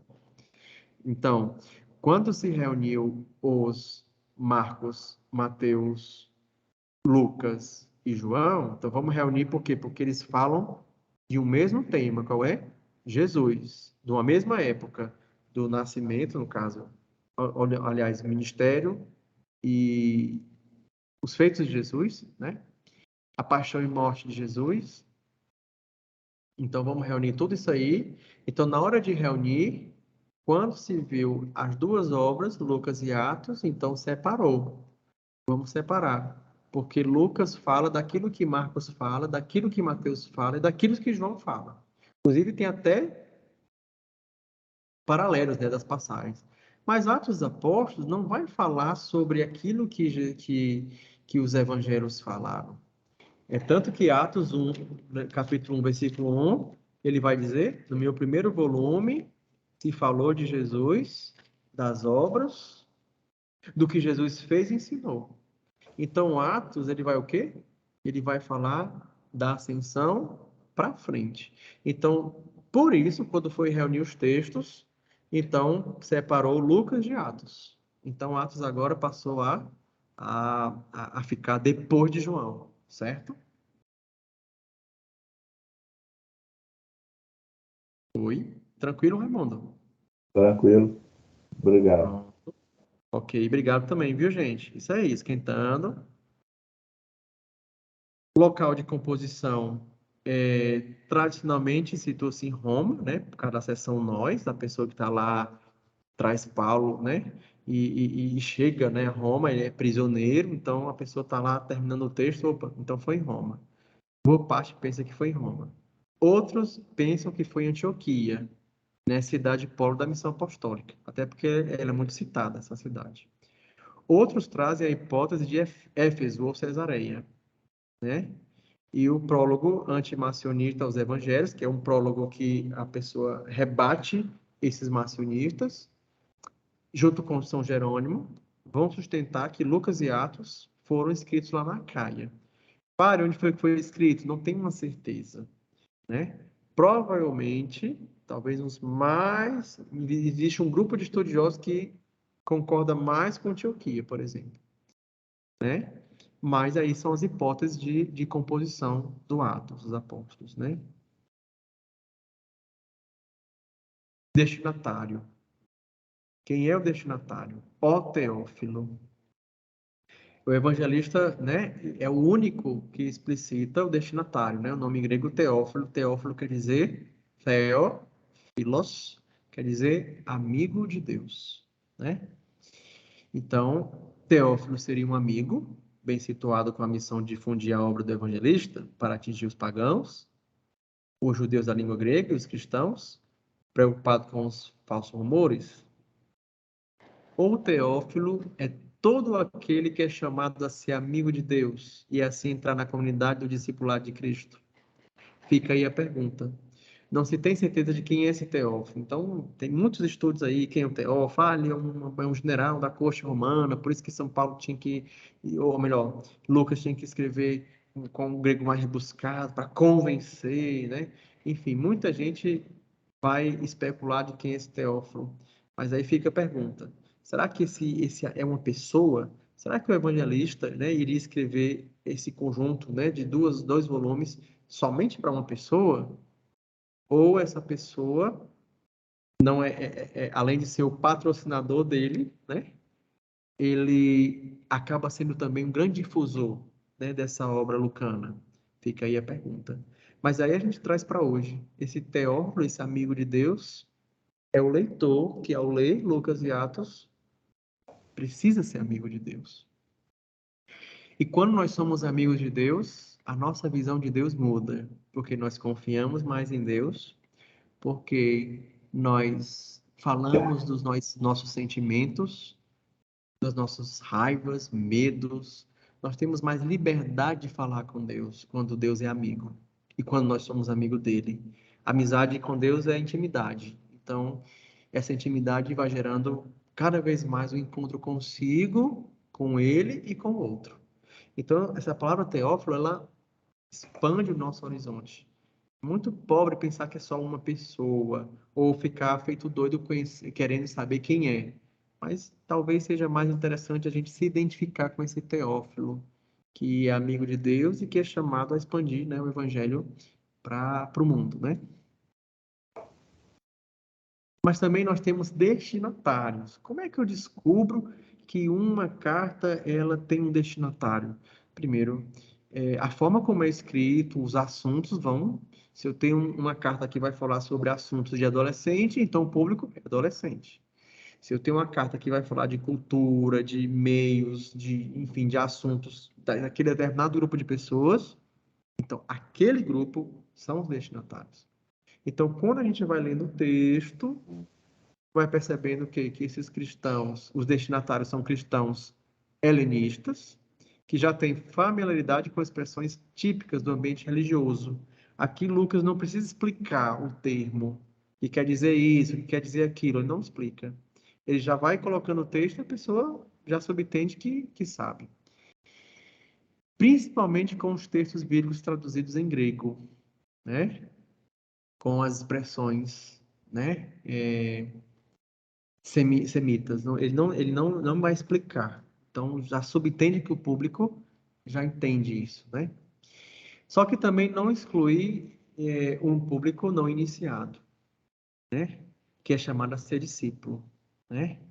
Então, o que é chamado a ser discípulo, ele lê esse texto, então ele, das duas, uma, ou ele foge, ou ele se encanta e adere à proposta de Jesus, né? Essa é a intenção, né? Então, eles são os destinatários.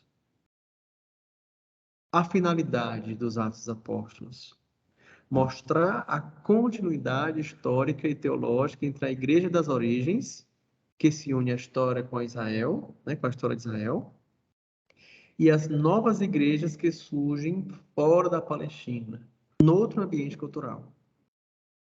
Então, o que acontece? Quando o Lucas, e é interessante que Lucas ele vai falar muito, ele vai trazer muita coisa da tradição do Antigo Testamento, né? Então, peraí, por que Lucas é tão interessado no Antigo Testamento? Por que Lucas é tão interessado, por exemplo, de falar de Jerusalém, do templo, de tudo isso, né? Então, por que Lucas é tão interessado em falar dessa igreja, desse povo de Deus? Porque ele quer justamente fazer com que essas novas igrejas que estão surgindo não percam a sua origem, não percam a sua essência. Então, não perder a sua essência é ir na origem. Até porque é outro ambiente cultural. Então, para você dialogar e não perder sua essência, você precisa aprofundar o seu fundamento, né? Então, também fazer medir as raízes históricas, espirituais da igreja, né? Que prolonga a herança espiritual de Israel e se abre ao mundo plural dos povos. Então, peraí, tem uma herança espiritual de Israel. Eu sou aquele povo que foi escolhido lá desde Abraão. Eu não posso perder isso. Eu vou entrar em contato agora com uma cultura diferente, com um povo diferente, mas essa essência eu não posso perder. Por isso que a linguagem é apontada para um público grego, mas não deixa de perder a sua origem. Não é à toa que os cânticos de Simeão, os cânticos de Maria, né, Magnificat, e o Benedictus, são cânticos que evocam passagens praticamente do Antigo Testamento. Ou seja, quer fundamentar a fé desses aí que precisam buscar o seu fundamento de fé e aprofundar esse fundamento de fé. Então, tem que ter um pé no Antigo Testamento e um pé no Novo Testamento, que está surgindo agora, né? Com o Evangelho e com os Atos. Por isso a importância da ligação Antigo e Novo Testamento, né? Também o Atos tem a finalidade de destacar a unidade do plano salvífico de Deus, garantida pelo Espírito Santo, que desde o Antigo Testamento é prometido. Lá em Joel, eis que vos derramarei o Espírito Santo, né? Cumprido em Jesus Cristo, que se prolonga na igreja. Então, essa promessa veio lá do Antigo Testamento. Então, Lucas, o que na cabeça de Lucas tem, né? O que se passa pela cabeça de Lucas? 3 tempos. O tempo da promessa.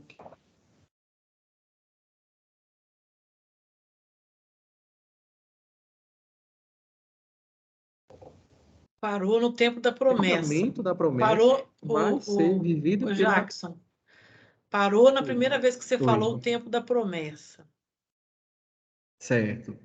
Então, tempo da promessa, Antigo Testamento. Tempo do cumprimento da promessa, o Evangelho de Lucas. E o tempo do prolongamento dessa promessa, ou da vivência dessa promessa, dando continuidade, né, àquilo que Jesus veio, é o tempo da igreja, né? Então, nisso, a gente assegura a nossa identidade de fé, né? E o empenho dos cristãos, né? Então, o Atos assegura essa identidade de fé, o empenho dos cristãos, e tenta remover as incertezas e as tensões derivadas das acusações, né?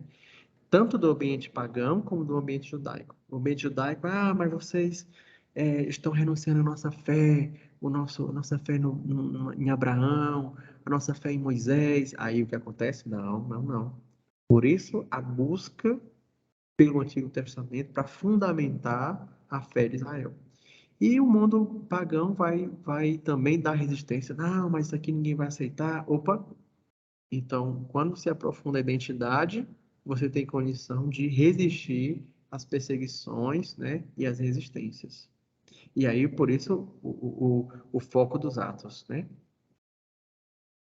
E, por fim, alguns temas teológicos, né? Bom, vocês podem também citar outros temas teológicos, né? Aqui são alguns, né? Então, o Espírito Santo é um tema que perpassa praticamente toda a obra lucana, Lucas e Atos, né? Lá desde o nascimento de Jesus, aliás, desde a promessa, desde a anunciação, lá em Lucas 1, 26, né? Até 36, que o Espírito virá sobre ti, né? Opa! Então, desde lá até a vivência de todo o Atos dos Apóstolos, o Espírito Santo é o protagonista, né? O Espírito Santo e a palavra de Deus. Então, a segurança, a fraternidade, o que é dito sobre Jesus, né? O conteúdo da pregação, né? A fé, a alegria, a perseguição, os milagres, o batismo, o testemunho, a conversão, a oração, a missão, as mulheres. Então, são temas assim que até posso colocar como tarefa de casa, né? Claro que eu não vou obrigar, não vai ser critério de avaliação, viu? Não se preocupe, eu sou bonzinho. Mas, assim, seria interessante que aqueles que tiverem interesse pesquisarem sobre um desses temas que te interessam, né? Eu quero pesquisar sobre o Espírito Santo. Como é que o Espírito Santo ele age no Atos dos Apóstolos? Como é que é o tema da missão no Atos dos Apóstolos? Como é o tema da oração? Onde é que eu encontro a palavra oração? Como é que os discípulos eles vivem essa oração? Oi. Tá ok, tá ok. Pronto, entendeu? E aí o que acontece? Acontece que eu vou me deparar com isso, né? Com esses temas. Então você pode pegar esse tema e aprofundar. E aí fazer um tema transversal, né? A gente chama estudo transversal da Bíblia. O que é o estudo transversal? É o estudo de um tema teológico. Pode ser pode ser ao longo da Bíblia toda, ou pode ser, por exemplo, no Atos dos Apóstolos, né? Então quem tiver interesse e aí, no final do curso, pode apresentar em 5 minutos, 10 minutos, alguma coisa assim, né? Ou elaborar alguma coisa para partilhar, né, essa riqueza que são esses temas teológicos, certo? Então, basicamente são... E aí, a bibliografia básica, né? Na verdade, você vê aí alguns livros, né? Eu trouxe aqui para apresentar um.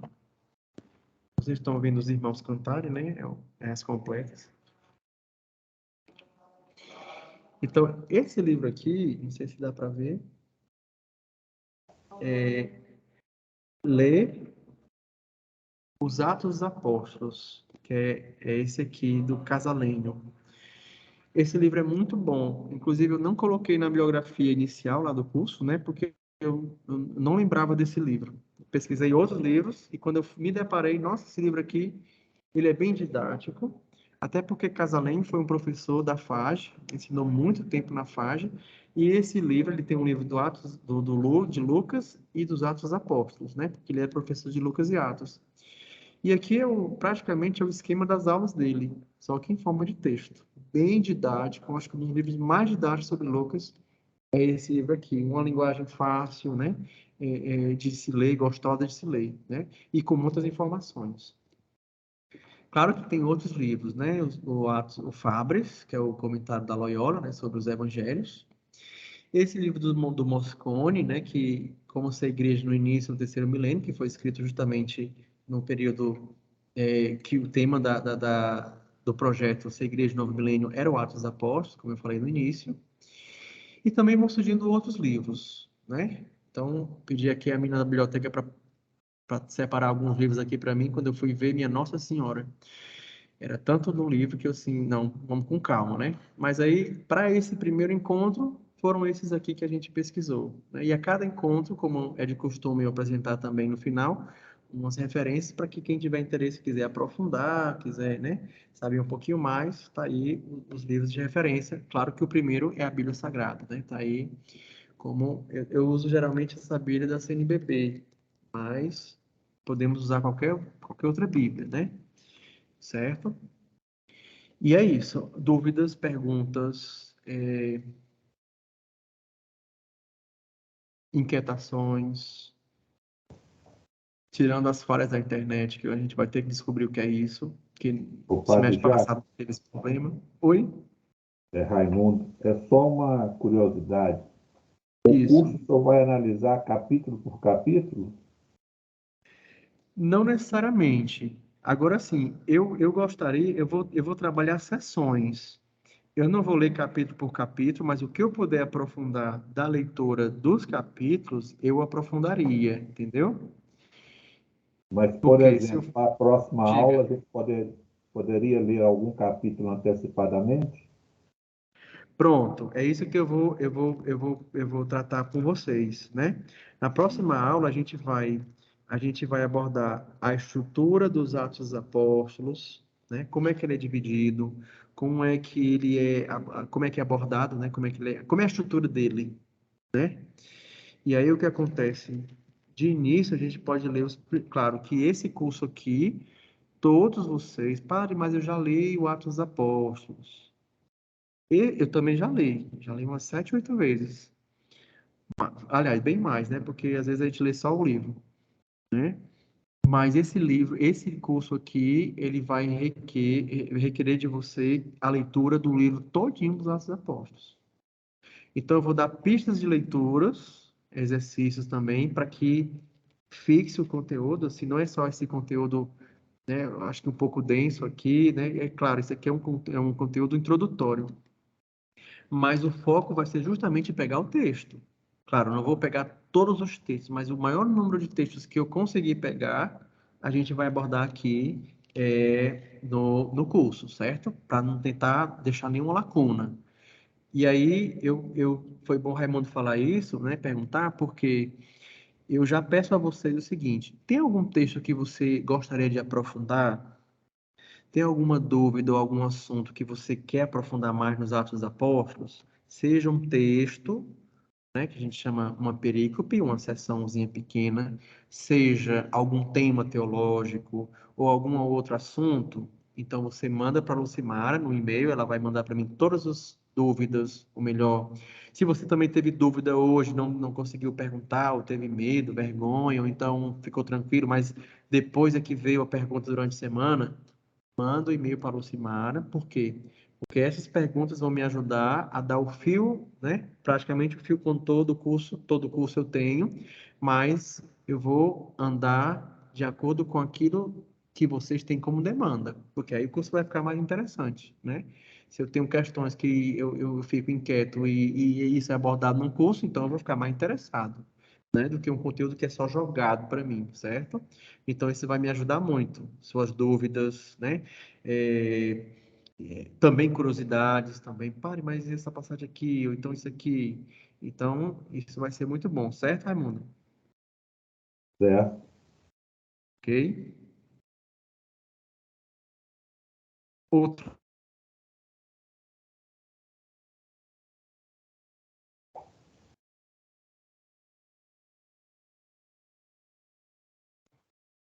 Tranquilo, vou Padre, parar a apresentação. só para Pode esclarecimento falar. aqui, vão ser enviados esse conjunto de PowerPoint para a gente, de cada aula? Todos, viu? Toda semana vai a Toda gravação semana. e o texto e esse PowerPoint. A Isso. semana vai a gravação e o texto, tá? Ótimo. Isso, certo? E também eu vou passar, inclusive eu já estou quase, porque hoje foi meio corrido, mas já está quase pronto a atividade dessa semana. Ótimo. Vocês logo mais vão receber, é uma folhinha só, é só para não enferrujar a memória, entendeu? Ok. Certo? Ótimo. E vou querer coletar as perguntas de vocês, certo? Assuntos, isso que eu falei agora no final, certo? vai me ajudar a dar um fio condutor, tá bom? Mais alguma Pode. dúvida? Mais alguma inquietação? Ninguém dormiu? Se ninguém dormiu, então tô ótimo, né? Ninguém cochilou, então tô na bênção. Tá tudo bem, tá todo mundo bem aceso, eu acho. Ótimo, muito aceso, que bom. Ian, né? Aí. O Ian já fez a primeira comunhão, Ian, já? O teu microfone. Já fiz, sim, Já bastante fez, tempo né? já. Não, é porque é só, tu entendeu a brincadeira, porque é novinho, né? Aí Tô rindo muito aqui também, viu, ô, Rian? Você não é só repara não, porque o brincadeira, Padre viu? Jacques é assim mesmo, viu? Ah, sem problema, se é bom. Entendeu? É mal de cearense, viu? Brincar assim, mas é só pra, né? Ele É tem bom uma para voz descontrair. Mas na verdade eu aprendi isso com o piano, né? O professor piano aí, né? Memorável, que já partiu para a glória.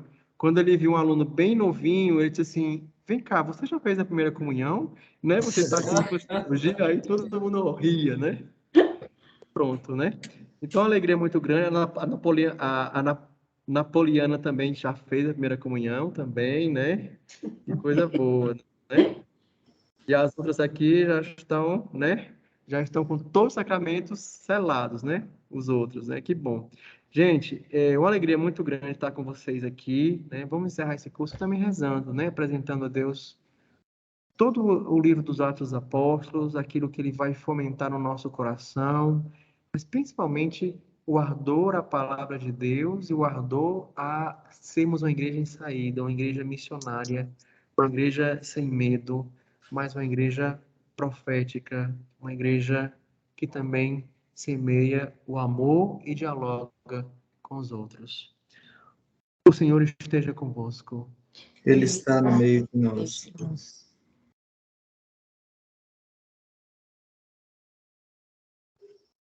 Desça e permaneça sobre cada um de vós a bênção de Deus Todo-Poderoso, Pai, Filho e Espírito Santo. Amém. Amém. Amém. Amém. Vamos em paz, o Senhor vos acompanhe. Boa noite a todos. Né, a Amém. todas. Obrigada. Boa noite, obrigada. Tchau, Maria da Assunção. Tchau, Isabel. Tchau, Cleidson. Tchau, Marcelo. Tchau, Maria Tchau. Cristina. Matheus Eloy. Tchau, tchau. Com o computador, né?